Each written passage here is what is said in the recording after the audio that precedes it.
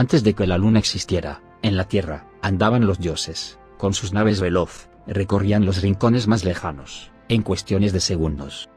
Estos dioses, conocidos como Anunnakis, son mencionados en los textos sumerios, como nuestros creadores. Algunos lucharon a favor de la humanidad, y otros en contra.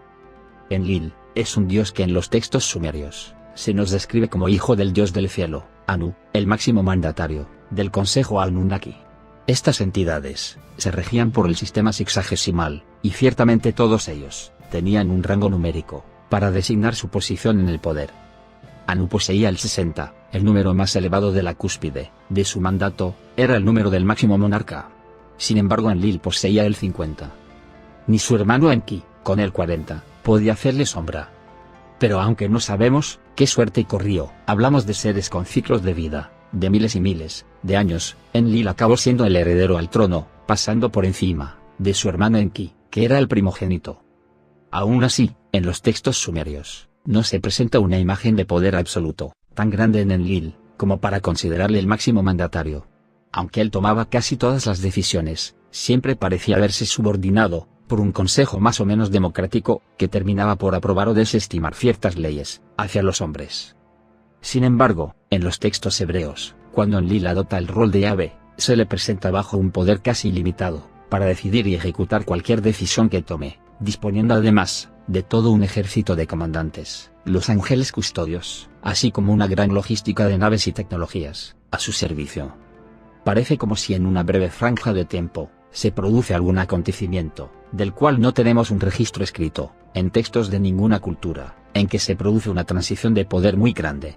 Enlil parece adquirir un protagonismo, cada vez más relevante, posicionándose por encima de todos los dioses, aún a pesar de los continuos conflictos armados, que tuvo en el pasado con el hijo de Enki, el dios Marduk, que gobernó Egipto durante 1000 años. Marduk, fue uno de los principales rivales, de Enlil. Al igual que él, no se conformaba con gobernar una zona de la tierra, sino el mundo entero. Marduk odiaba a Enlil, porque consideraba injusto, que hubiese usurpado el poder de su padre Enki, quien por ley, debería haber sido el heredero de Anu, al ser hijo primogénito. Marduk, como dios de Babilonia, fue el impulsor de la Torre de Babel. Para muchos fue en realidad, una torre de lanzamiento espacial, como símbolo de rebeldía, contra la tiranía de Enlil, y este acabó por derribarla. Tras el diluvio universal, el consejo Anunnaki, dividió la Tierra en 4 regiones, para repartirse sus regiones. A través de un sorteo extraordinario, a suertes, Enlil heredó Asia, Europa y Mesopotamia, mientras que Enki heredó África. El hijo de Enlil, Ninurta, heredó las tierras de Elam, Persia y Asiria, mientras que su otro hijo, Iskur heredó el Asia Menor, y las islas del Mediterráneo. El hijo de Enki, Marduk, heredó Egipto, pero cuando fue nombrado Dios Supremo de Babilonia, se apoderó de las 4 regiones de la Tierra. ¿Cómo se las arregló Enlil, para hacerse luego con el control, de todo el planeta?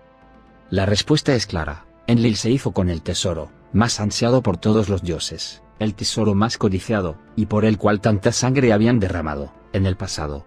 Las tablillas celestiales, o tablillas del destino, que tantos dioses habían robado, o intentado apoderarse, por la vía de la fuerza, o el engaño. El monstruo Pazuzu, un subordinado de Enlil, consiguió robarlas, y en los textos se nos cuenta, cómo se desató una guerra, que puso en jaque a todo el consejo Anunnaki. Esas tablillas conferían un poder ilimitado, a su portador, no solo parecían otorgar estrategias bélicas, o de gobernabilidad, sino incluso la activación de alta tecnología, y armamento. O quizás algo más trascendente aún. Pazuzu fue finalmente derrotado, por Ninurta, y condenado a muerte.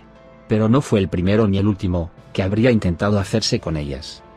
Los textos señalan a Enki como el portador o guardián, de las tablillas del destino, o también llamadas tablasme, y las guardaba celosamente, pero existe un relato, en el que la perversa diosa, Inanna, o Istar, consigue robarle un buen número de ellas.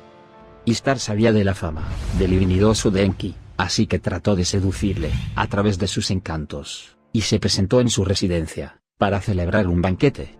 Enki, creyendo que le haría el amor, le ofreció grandes manjares, vino y cerveza. Pero quien más terminó emborrachándose, fue Enki, y en medio de las risas, Istar le repetía una y otra vez, enséñame los mes, deja que sostenga un me, en mi mano.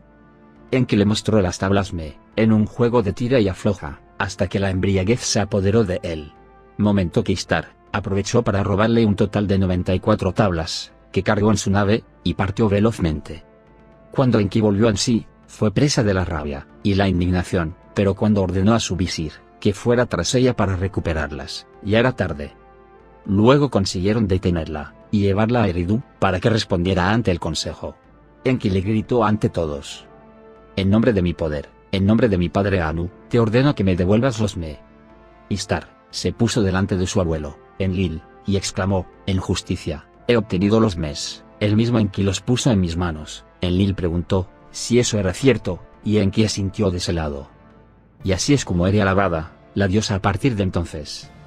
Dama de los mes, reina, brillante resplandeciente, por el amor de Anu, consagrada, portadora de grandes adoraciones, dama de los grandes mes, de ellos es la guardiana. ¿Pero qué eran exactamente esos misteriosos objetos? Como está revelado en el libro de Enoch, se dice que las tablillas celestiales permitían ver el futuro, anticiparse a los acontecimientos que se darían 1000 años después, y la prueba es que Enoch anunció la caída de la Torre de Babel, el diluvio universal, o el ascenso de Isaías a los cielos. 1 milenio antes de que tuvieran lugar. Aquel que se apoderara de estos artefactos, dominaría el mundo, pues tendría la ventaja de conocer todo cuanto ocurriría, y así sería capaz de alterar ciertos acontecimientos a su antojo, modificando la historia a su voluntad. Y eso es lo que hizo Enlil. Pero no todo termina ahí. Algunos hombres llegaron a conocer parte de ese poder tecnológico. El propio Enlil se atrevió a filtrarlo en algunos de sus híbridos humanos, para mejorar o acelerar su agenda del dominio. Pero, ¿a quién confiaría Enlil un poder como ese, sopesando el riesgo de que pudiera utilizarse para beneficio propio? Enlil haría algo así solamente con los híbridos de sangre más pura de su estirpe, y de hecho así lo hizo con el rey Salomón, cediéndole probablemente una de sus más valiosas tablas me, la cual trasladó a su templo, y fue conocida por los hombres como la Mesa de Salomón.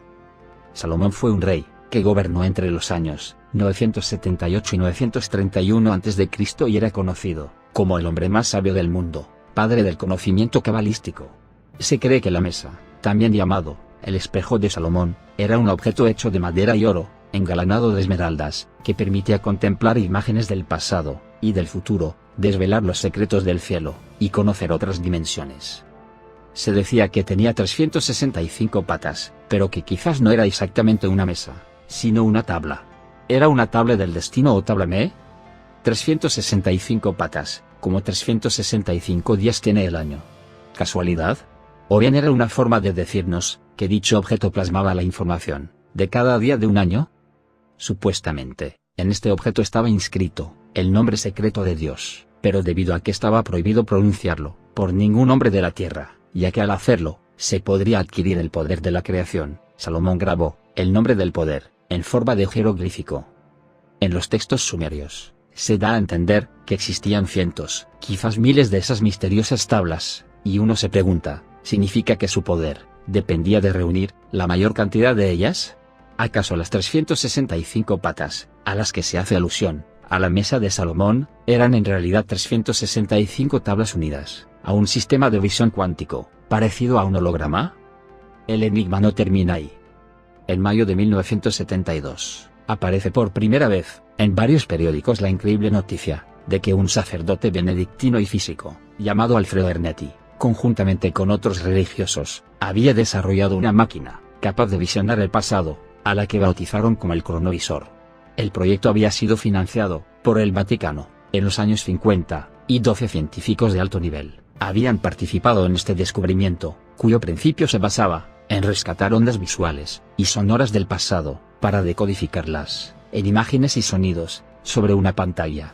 Se trataría de una recaptación de ondas que el cronovisor sería capaz de recomponer.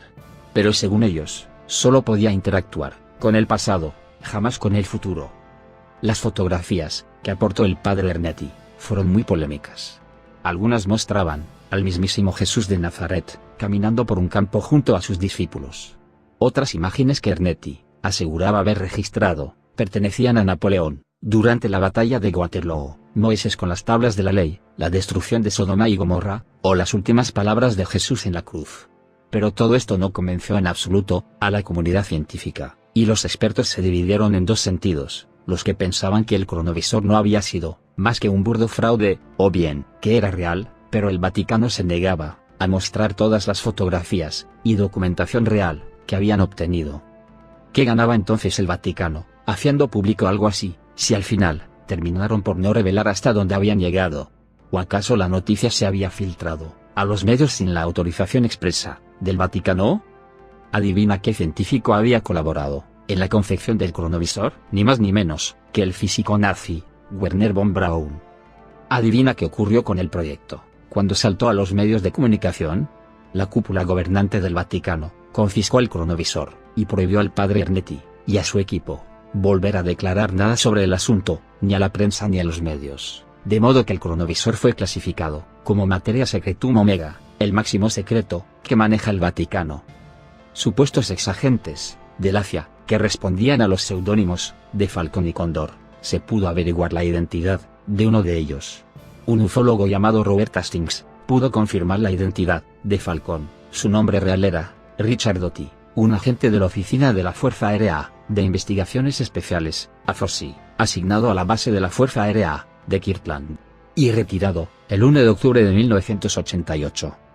Entre las muchas cosas que reveló Falcón, destaca el hecho de que los grises siempre sujetaban en la mano unos extraños objetos de cristal, de forma octogonal, que proyectaban imágenes de su planeta, supuestamente asociado al grupo estelar de Zeta Reticuli, así como de otros lugares y dimensiones. ¿Es casualidad el parecido de estos objetos de cristal con la mesa de Salomón y con las tablas Me, o estamos hablando de lo mismo? En mi opinión no hay lugar para la simple coincidencia. La última palabra la tienen ustedes. Espero que le haya gustado este video, y como siempre mis amigos me despido, no sin antes enviar saludos a Dima Rousseff, Efraín Mena, Irmán Afai Contreras, Zuat, Jesús Dreu, Walter Brandan, Juan Daniel Araca, Alexandra G. Aguirre, y Beto Camacho. Síguenos en nuestra página de Facebook, Historias y Misterios RD. Gracias.